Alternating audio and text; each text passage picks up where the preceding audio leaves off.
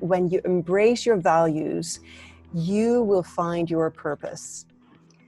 And what happens when you find your purpose? Your passion is ignited, your passion. And what happens when you follow your passion?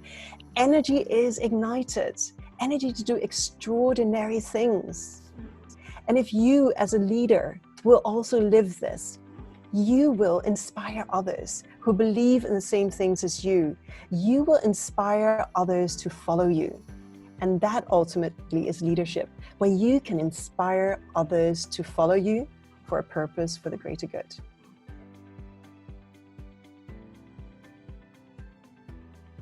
Welcome to another episode of the peopleHum interview series. I'm your host, Vanessa Rose, and let's begin with a quick introduction of peopleHum. peopleHum is an end-to-end, one-view integrated human capital management automation platform, the winner of the 2019 Global Cody Award for HCM that is specifically built for crafted employee experiences and the future of work. We run the peopleHum blog and the video channel, which receives upwards of 200,000 visitors a year, and publish around 2 interviews with well-known names globally every month. And now for our guest, Mette Johansson is the founder and owner of MetaMind Training. She is a corporate coach and trainer. MetaMind won the Best Leadership Development 2020 Award from APAC Insider and is a recipient of the Asia Women Icon Award and Insight Magazine's 50 Most Promising Women in Business Award. She is also the author of the book How to Make Yourself Promotable, 7 Steps to Help You Climb the Career Ladder. We're extremely happy and honored to have her on our interview series today. Welcome, Mette. We're thrilled to have you. Thanks for having me. So, moving on to our first question I had for you was, could you tell us a little bit about your journey so far, your experience working in the corporate world? My journey so far, I guess I can start with after finishing my high school, I took 2 gap years, which is quite unusual in this part of the world, to simply travel. At that time, it felt like the world, but it was really around Europe. I bought a cheap bus ticket to the south of France, and being Danish, just went to look for a job, to learn the language, to get more exposure, because this is one of my philosophies of life. You learn so much more by putting yourself into new situations, and especially in a new situation in a new country. You don't know the culture, you don't speak the language. So that's what I spent 2 years doing before I started university. And it's also during my corporate life, of course, I was 20 years in a corporate position where you're so much focused on doing what your employer says, you're sharpening your sword and getting better at your job. But one thing I realized is that in corporate life, very often we cut ourselves off from these rich experiences that I did right after high school, where you just go out and put yourself in different environments. When I quit my job in corporate life 8 years ago, I did a lot of things simply to explore life a little bit. I didn't know exactly what I was going to do with my life. I just knew that corporate life, I had enough of my job. I did not want to continue. I started doing lots of different courses. I started experimenting with different freelance jobs, and very quickly I found out what I was very passionate about. Going back to that, in corporate life, very often you become very single-minded and you cut yourself off from this richness of experience that you can have different places. I did courses which was, mindfulness and breathing, some painting here, some writing there, and dancing, lots of different things, simply because I was interested in it. It was a very obvious sign to me when I had my first birthday party after I left corporate life. I had invited lots of people from different walks of life. Previously, the barbecues at my place would be, colleagues, and that would mainly be it, and we'd still discuss work even at a barbecue in the evening over a glass of wine. Now, this first party after I left corporate life and I had started exploring different networks, there were not more than 5 people from one single network. And we were about 40 people during that evening, of people popping in and out. So imagine the richness that brings to you as well, and also to people attending your party. after that party, so many people came back to me and said, oh, wow, that was one of the most interesting evenings I've been to for a long time, simply because they were exposed to loads of different people with interesting stories from all walks of life.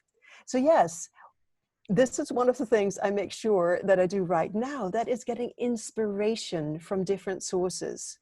Learning and growing and developing yourself, it's not just about attending some workshop or seminar. It's also about putting yourself out there in different situations with very different people. You can learn so much from being in different situations with people from all walks of life. It must have been such a roller coaster journey. Well, I experienced lots of different things, and I don't regret it for a moment that I did this. And of course, it didn't take very long before I found my way. I decided very quickly that supporting people on their journeys of self-development, that was the path I was going to take. And today, I run a boutique training consultancy. There's the 5 of us. We work with a lot of different multinational companies where we support them on their professional development journeys. That is very interesting. So, Thank you.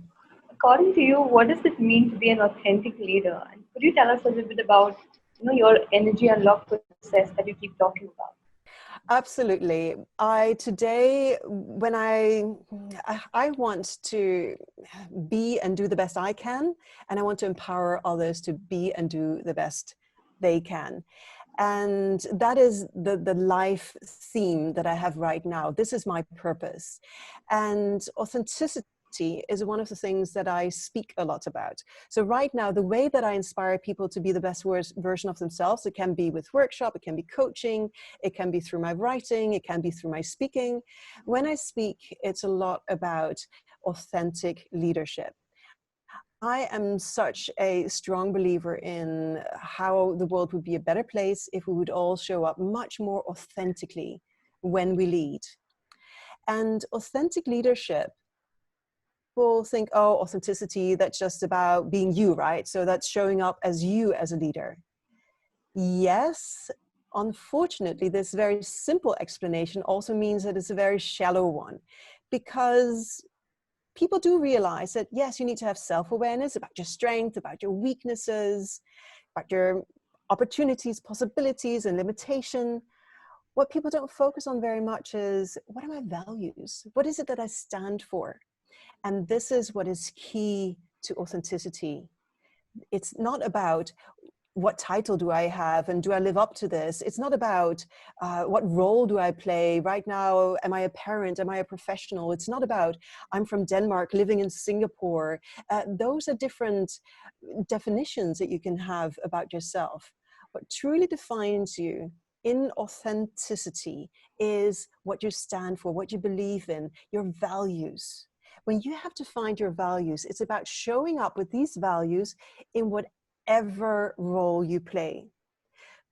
If you, for instance, if you believe very strongly in personal development, in growth, in professional development, then it's not just that you show up as a leader supporting this, but it's also, how are you going to support this with your friends, with your family? It is about living the same values over and over again. If honesty is very important to you, are you honest at work? Are you honest with your family?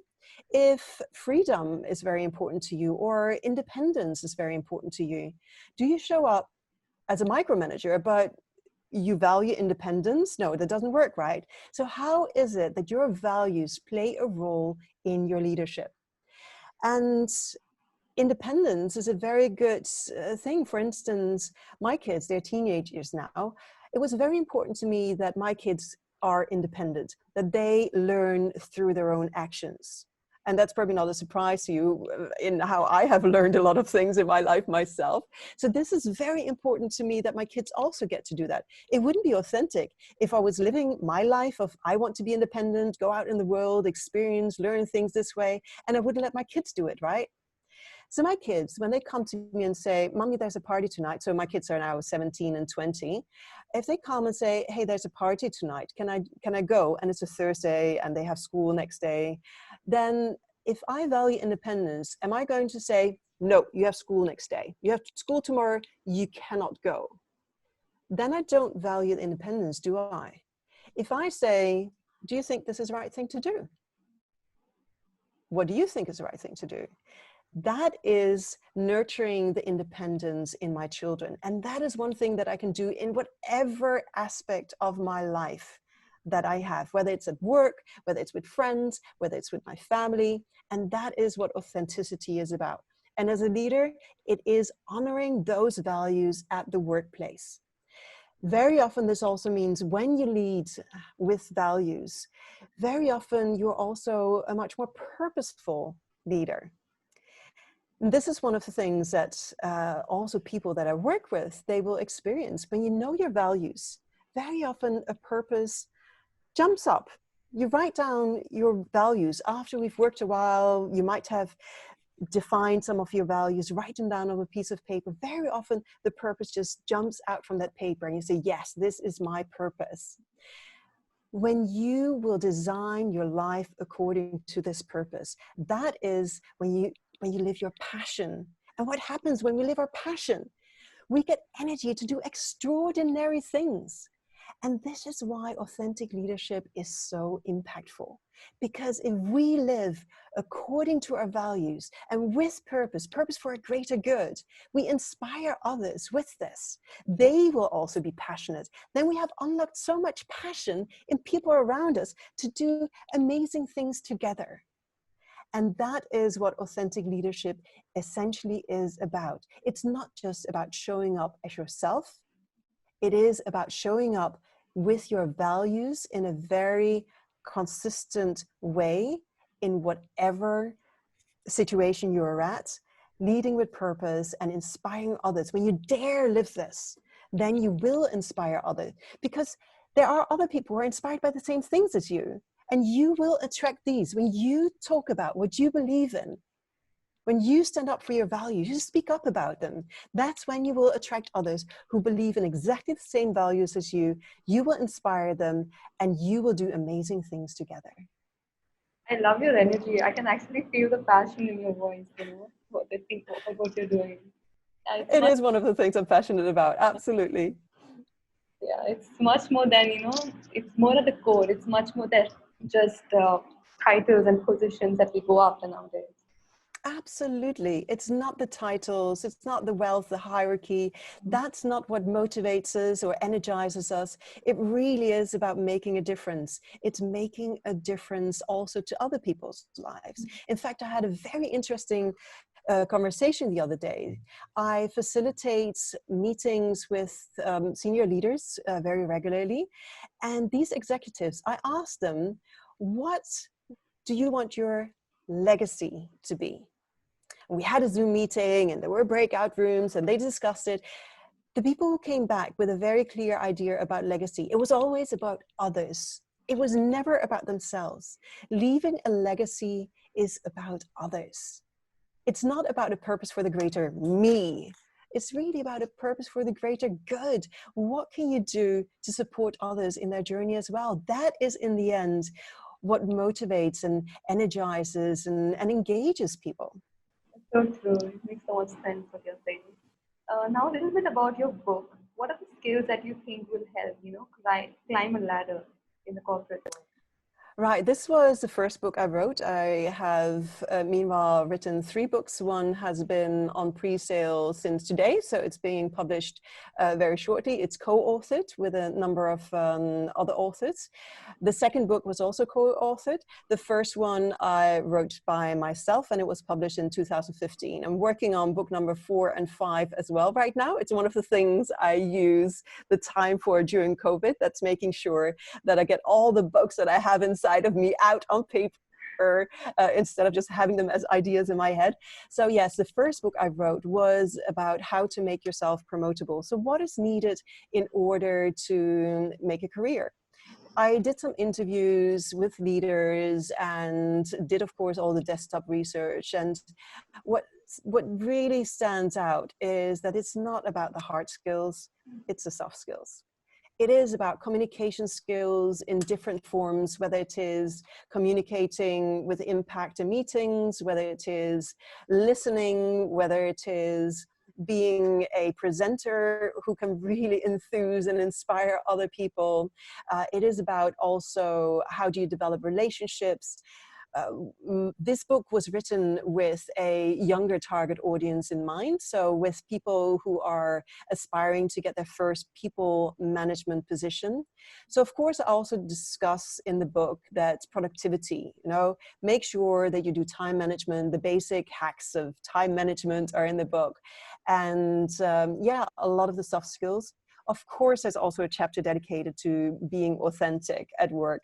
That is absolutely also one of the things that will get you further in a career. We don't want leaders anymore who are just wearing a mask, who are super professional. These days are over.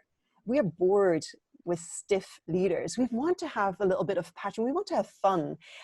We know all the studies that say that millennials, they want to work with a purpose for the greater good, but it's actually a society trend more than just the millennials. Everybody wants to have meaning in their lives nowadays. Everybody wants meaning. And yes, the millennials, they take it for granted that you can do this. They've been told you can do whatever you want. So of course they go out and they want to have that meaning immediately. For those of us who are a little bit older than the millennials, we go out and all of a sudden we discover that, why are we doing this career race? What's next? Is it just having more of everything? Or do we want some more meaning in life? So that's why I also added a chapter on authenticity, so that you can live based on your values, what you stand for, and inspire others, because a purpose for the greater good, providing meaning for other people, igniting their passion, that is also a very strong leadership quality that I definitely want everybody to develop. Yeah, everybody's looking for a connection nowadays, and I think remote working has given us an opportunity to do that. So, what do you think is the start of disengagement for an employee? Disengagement, it starts with people not feeling much purpose in their lives. When they don't have that thing that provides a meaning, that's when disengagement sets in. We want to have more than simply a paycheck by the end of the month. A paycheck, we know from research that even an increase in salary, it lasts us 3 months. And then it's just gone. We forgot that we were happy about an increase in salary. And we can't get increases in salary every 3 months, right? We are happy to get one once a year. So disengagement, yeah, that is, we have to look beyond motivating people through pay, the extrinsic factors. We must look towards the intrinsic factors. What is it that drives your team? What is it that people are passionate about? Where is it that they want to contribute? And do they see how they can contribute? One big mistake that a lot of leaders make nowadays is to roll out the new vision or strategy or mission or values or whatever it is. They roll it out in a town hall meeting. And then they expect everybody to live by this and just get it. People need to understand it, to discuss it, to make it theirs. And they can only do that if everybody sits down and discuss it. What does it mean to me? What is it for my area of responsibility that I can do? What ownership can I take over all of this? Otherwise, there's not that meaning in it. You can roll out something in a town hall, but it will be forgotten if you don't repeat it in every single big meeting that you have. Very often when I have team meetings in whether it's my charity that I run or my business, I very often start again by saying, this is what we're set out to do. This is our vision. This is our mission. This is what we're here for. People need also to see concrete examples of how it's done. Whenever you say, no, I decide A rather than B, then you can also explain, because A fits our vision so nicely. Or A just is hand in glove with our values. So of course we will go for A. So repeating it all the time, giving meaning to your team members so that they will also feel much more purpose in their area of responsibility. So true. Normally, disengagement is normally blamed on the employee themselves, which is not true, right? Absolutely. The leader has a lot to say in whether a team is engaged or not. So, also, what will be your advice to new entrepreneurs who have been forced to pause because of the current pandemic? Oh, wow. That's a tough one. So what would I recommend entrepreneurs who've been forced into the gig economy, I guess, because of the current pandemic? You know, one thing that will drive your energy and your engagement is whether you're doing things that you're passionate about. The very first thing, make sure that you find things that you're passionate about. I like this diagram where you have three circles and you look at what are you passionate about, first of all. But then second of all, also look at what are you good at? What is it that you can deliver other people of value? Because in the end, if we're passionate about things, but we can't deliver value, nobody's going to buy it. And the last circle is then about where is the money? Who's actually going to pay for it as well? Because if it's an area that, yeah, you're passionate about it, you're delivering value, but people don't want to pay for it, then you're not any further either. We get burnout very quickly because we know that, well, we need to provide for our families. So it's very important that you look for things that fit into all these three circles. And if you see them as a Venn diagram overlapping, you're looking at that overlapping area in the middle, which is both your passion and what you're good at, what you can deliver as added value to other people so that they will pay for it and you will have money on your bank account in the end. So when you have these three areas covered, that is the best recipe for success as an entrepreneur or as a freelancer in the gig economy. This is how you see the gig economy integrate with our current model of workforce. In future, I'm sure that the gig economy will be of much more important than it has been. Of course, this trend already started before COVID-19, that more and more people are in the gig economy, whether it's the car hire apps that we're all very familiar with, or food delivery that don't have very many employees. It's people in the gig economy who are doing the bulk of the work here. Of course, these trends were already there. Now today, of course, you said already that yes, some people, they may lose their jobs working for a corporate organization and looking for gig economy jobs instead. And we're finding out both from an employer side that yeah, it works. This gig economy actually does work. And also on the other side, you will also see more people being quite happy with this gig economy. Of course, there's pros and cons. There's definitely a pro having a fixed salary, that paycheck at the end of the month that can pay your rent and provide for your family. Of course, that is an advantage, and a big one as well. I can tell you right now, because in my business, I just spoke to one of my peers and we both are saying that our business is down more than 80%. So imagine more than 80% down in training, speaking, coaching. That is pretty tough.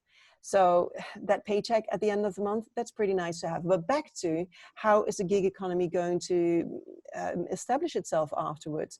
There's also people who are finding out it's actually quite nice to be out of corporate life, that they, when they are strategic enough, I would say, about designing the life that's based on their values, and also have a skill set that means that they can go out and market themselves, or they have a network already of people who want to buy their services, they are also finding out that it is actually also nice to be on your own, because you can also take a couple of days where you're saying, now I'm not working.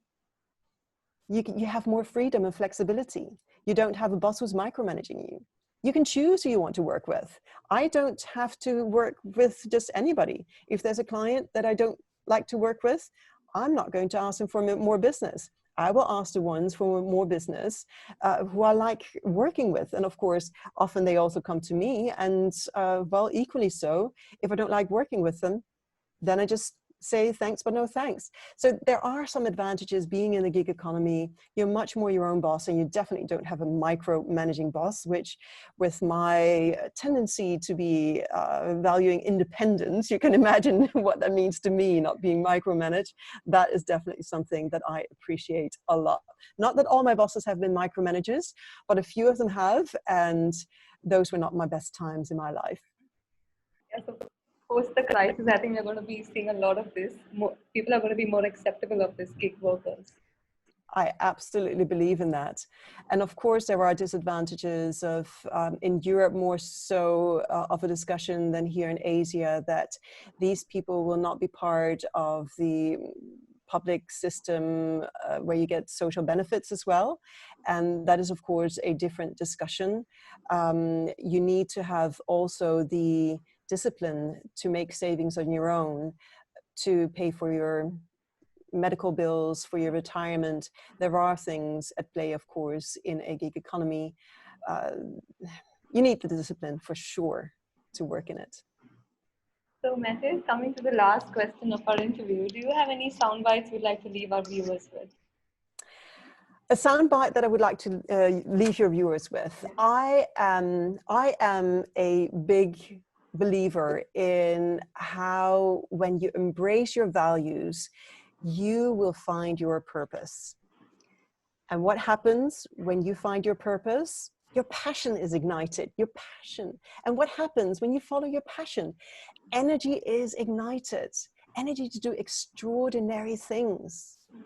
And if you as a leader will also live this, you will inspire others who believe in the same things as you.